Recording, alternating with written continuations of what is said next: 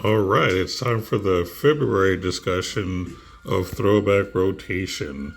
So, as we did last time, we're going to look at the tournament winning decks, and I'll give you my thoughts on the overall format. So, and these tournament winning decks are from the past, so it might be slightly different nowadays. I should probably clarify that. But this kind of gives you an idea of what has existed in the past.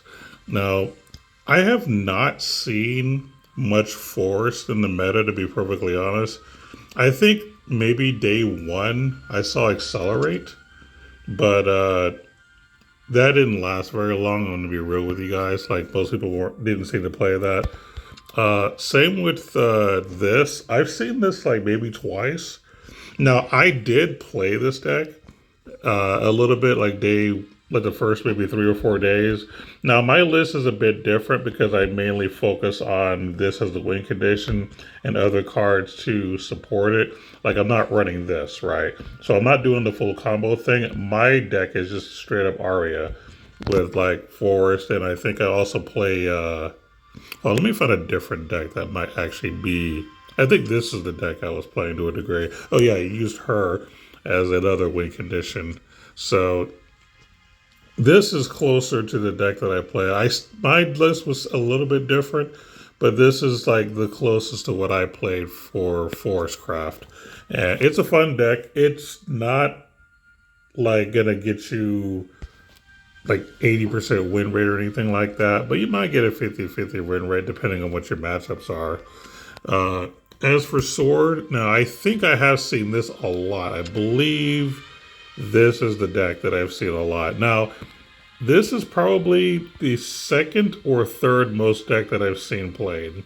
I want to say this is number two, and lists obviously vary, but the idea is to basically cheat this out multiple times in a turn to constantly deal damage and win in like 1 or 2 turns. That's kind of the way that it works. And you chip them out in the early game, and then once you have enough to throw this guy out, you hit him like 2 or 3 times with it, and you basically win. It basically is what happens. And there's like a whole combo to make the character go away, bring it back for 0 cost. It's a whole thing. But yeah, I did see this deck being played a lot. I will say that my matchup with my favorite deck is probably like 50-50.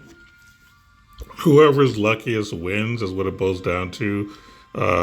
This is more just a matter of did you get the right cards at the right time. But that's the deck for Sora that I've seen the most. I don't think I've seen this maybe once or twice, but not much at all. And I didn't really see this at all either. But yeah, I mean, basically, Retreat Combo Sword is basically the main thing. Probably the number two deck that I've seen played. Number three, I would say, is Mysteria, which I did try to play this deck, but I was not successful with this deck. Not because it's not good. It's more of a skill issue. I just don't play this deck correctly. But I did build this deck, and I just couldn't win enough. I only won like maybe a handful of times out of maybe like 15 or 20 plays, so not my thing. This also exists too. I've seen this a few times. Pretty decent as well, but yeah, I think it's the third most played deck. But I think Mysteria is probably the better deck. It's probably the second or third best deck in the format. I would say that the Sword is probably number two. For Dragon, I'll be real. I'm really not feeling Dragon in this meta. So they have this Ramp Dragon list. I've played this in the past. I played this recently. I just don't care for it. It's just not my style. I mean, I like to ramp into big, cards, but the way that this flows is not my style. That's the best thing I can tell you. But that is a deck that I played before. There's also this, which mainly you try to win with this or this. Again, it's okay, but no, it's not okay. It's just not good. I'll just be real. Unless you're extremely lucky, you're not going to win much. Like, I have lost to this deck before, but that's mainly because they got all the right cards in the right turns. But most of the time, I win in most matchups. There's also Buff Dragon. I played this the first time around. It was fun. I liked really using this to make the cards on my deck stronger, but ultimately it's just not consistent. It just doesn't have enough buff support to be good. But I did like it. And then we go to Shadow. Now, this is probably, not even probably, this is the best deck in the format for rotation, in this particular rotation. 100%, no contest, this is the best deck. Even with the deck that I actually am the most successful with, even I only have like a 50-50 shot at beating it. And I would actually argue that I have a 40% win rate against this deck with the deck that I play the most, just because it's just that good and that consistent. Now, I don't play Shadow personally, but I've been playing against this a lot. This is the deck that I've seen the most, and for good reason. So now, as far as these other decks like Machina, I've seen something similar to this, but I rarely see it. It's mainly last words that you have to worry about, to be honest. Blood, I haven't really seen a lot of Blood, to be honest. I saw this like maybe day 1 and 2, and that was about it. I don't even know if I've seen Mono in this particular format or not. I'm not sure. Maybe I have. I can't remember. But I haven't seen much Blood. Blood's kind of suffering a little bit, it seems. Haven is okay. Like, you have this deck. First time around, was not a fan of this deck. I played this version, and it's okay, but it's not as good as the January version. We'll just say that much. You also have this one.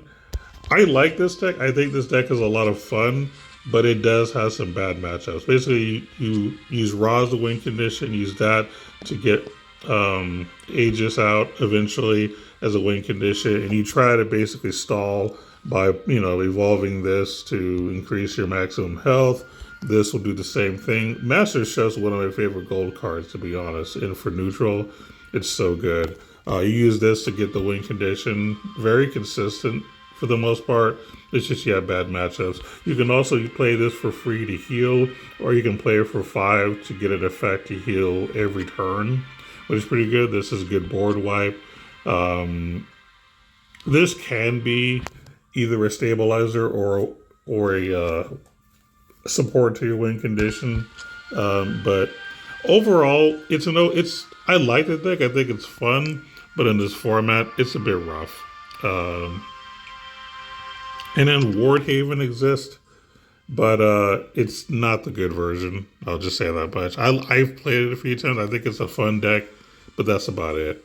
And I guess Jateland exists, but this is the nerfed version, so it's not worth talking about. But it can be fun. Portalcraft. Now, I will tell you that this is the deck that I've absolutely played the most. Not Machina, but Resonance. Like, when this first came out, I was playing this hardcore. And I remember, this getting nerfed to be costing 2 instead of 1. But this is a very consistent deck. Now, I have had a few instances where my hand is bricked and I've lost because of it. But most of the time, I get what I need the turns that I need it, because it's just the way that it's built is very consistent. The idea is to get resonance as much as possible by playing cards like this to get extra cards in your hand. You could use this as a way to deal with early aggression while giving yourself resonance at the same time.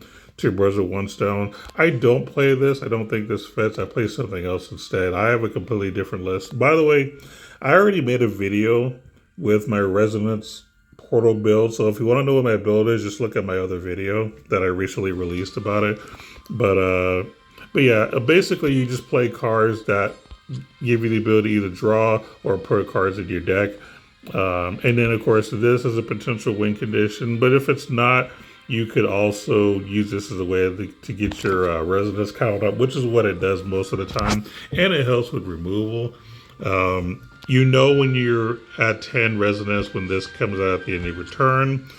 And usually, when you're doing this, by turn 7, you'll usually have this in your hand most of the time. So I can play this on turn 7. This will deal 10 damage to the enemy leader. And sometimes if there are followers in play, it'll also deal 10 damage to a follower, which helps you to be able to play Absolute Tolerance the very next turn, which will be turn 8, and you basically win. Very consistent. My favorite deck in this format. My win rate overall is probably 70%.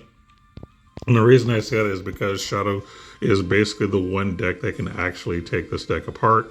Like I said, I have a 40% chance of beating it. Everything else, I got about a 60% win rate, probably 60-70% against most other decks. But this is a very strong deck if you know how to play it.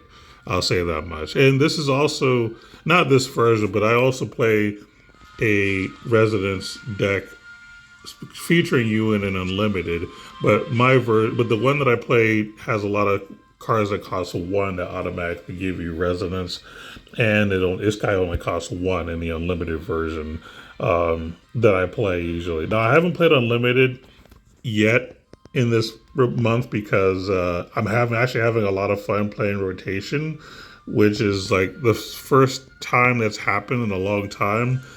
I will be honest, lately I have not been very excited about throwback rotation. I think January and December were just not favorable to me, but this is definitely one of my favorite formats. I have a deck that I enjoy playing. Well, actually, I have decks in like three different classes that I enjoy playing. One that I'm actually mostly successful with. Oh yeah, we should look at the other decks too. So there is a Machina deck that I have played. I think I have a video on this too. It's decent. It's not my favorite, but I do like it. I have played it in the past as well. It's a fun deck, but consistency is kind of iffy. And I'm not sure what this is supposed to be. This is like a mix of both. I don't know. This doesn't really look consistent. But yeah, this is kind of an idea of what our throwback rotation for February looks like. Overall, I like it a lot. I really do. Like, I would give this rotation an 8 out of 10.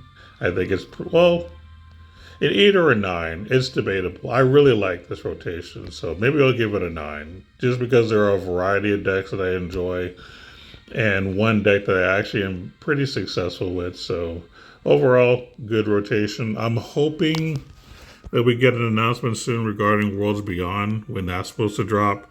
I think we're supposed to hear something. I'm not sure if it's March or April. I can't remember. I don't really look at social media. I only find things out through other people on YouTube who post information. But I'm thinking we should hear something within about a month or two, and hopefully we'll get some news. But until then, I'll continue to do these monthly updates, and until Wars Beyond comes out, and we'll go from there. Thanks for listening.